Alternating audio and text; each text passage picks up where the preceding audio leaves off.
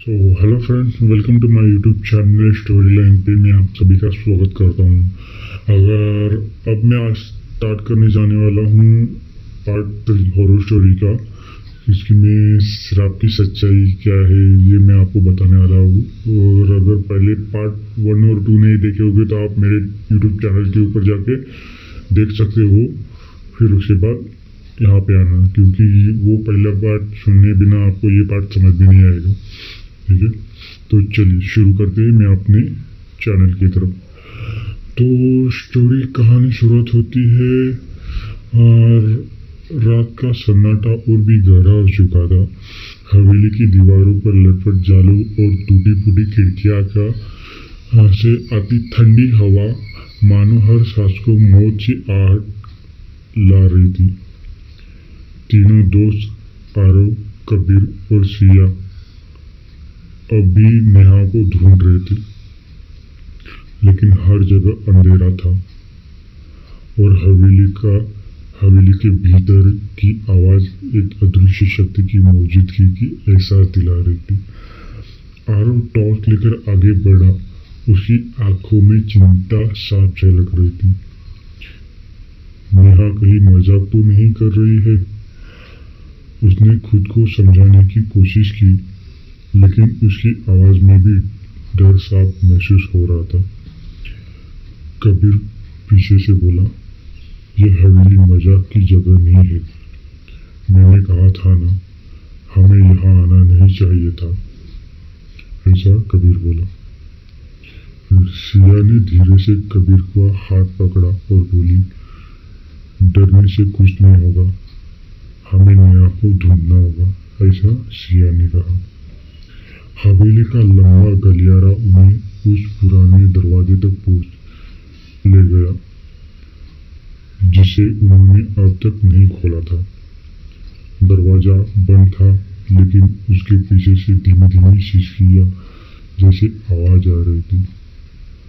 आरव ने पूरी ताकत से दरवाजा धक्का दिया। दरवाजा आवाज करते साथ खुल गया और अंदर से जो नजारा था वो देख के उनकी रूह तक जम गई थी।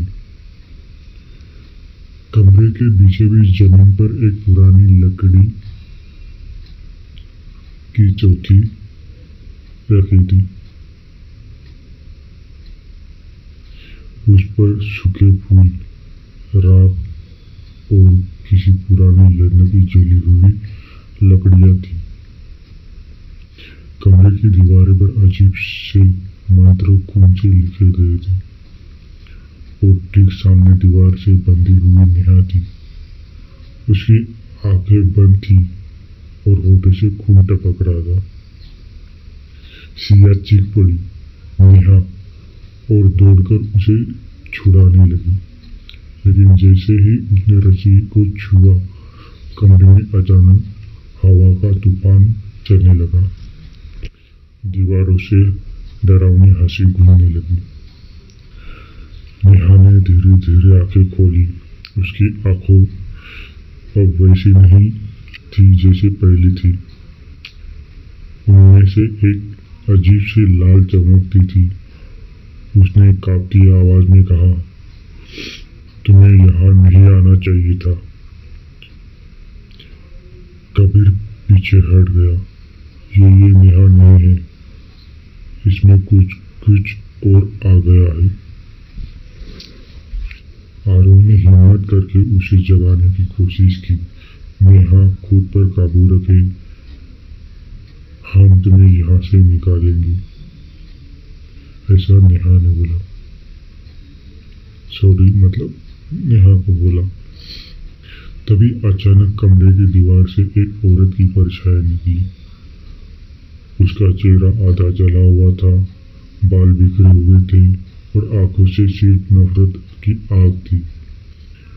उसने भारी आवाज में कहा, तुम सब मेरे श्राप में फंस चुके हो, कोई नहीं बच सकता। ऐसा उस आत्मा ने कहा। वो औरत थी इस हवेली की असली मालकिन, पद्मावती। कई साल पहले गांव वालों ने उसे काली विद्या करने के आरोप में जिंदा जला दिया था, लेकिन मरने से पहले उसने इस हवेली और इस पे आने वाले हर एक इंसान को श्राप दिया था और सच्चाई सामने थी। नेहा उसी आत्मा के वश में थी। सिया रोते हुए बोली, हमें क्या करना होगा, कैसे बच सकते हैं? ऐसे सिया ने कहा। परछाई ठग मार के हंसी। बचना चाहते हो तो किसी एक को अपनी जान देनी होगी। खून से ही श्राप का अंत होता है। ऐसा वो परछाई बोली। कमरा हिलने लगा, छत से धूल झरने लगी और खिड़कियां अपने आप बंद हो गई। चारों ओर सिर्फ अंधेरा और मौत का गंदा फैल चुकी थी। नेहा की चीखें, दीवारों पर लिखे खून की मंत्रों और आत्मा की भयानक हंसी सबको अंदर तक तोड़ रही थी। अब उनके पास सिर्फ दो रास्ते थे, या तो किसी एक की बलि दे दो या फिर उस शाप का हिस्सा बन जाओ। तो ये थी आज की पार्ट 3। अगर आपको ये पार्ट 3 अगर सच में अच्छा लग रहा हो या थोड़ा सा भी अच्छा लगा हो तो आप इस चैनल को सब्सक्राइब करना मत भूलिएगा, क्योंकि आपका एक सब्सक्राइब मेरा जिंदगी बदल सकता है। तो इसका अगला सस्पेंस क्या होगा आप जानते हैं, तो मैं बता देता हूँ।